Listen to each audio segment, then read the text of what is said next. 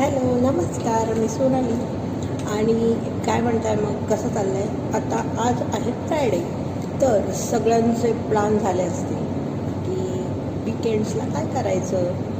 खूप लोकांचे प्लॅन झाले असतील आणि ज्यांचे नसतील झाले त्यांचं असेल की मस्त झोपू, आरामात उठू आणि ऑल दॅट. तर तुम्हाला काय आवडतं? लवकर उठायला आवडतं की पहाटे उठून फिरायला जायला आवडतं? नक्की सांगा मला कमेंट करून. मला तर पहाट खूप आवडते. म्हणजे नेहमीच असं वाटतं की मस्त सकाळी उठून, म्हणजे खूप लवकर नाही, पण फक्त सूर्योदयाच्या आधी, थोडं आधी.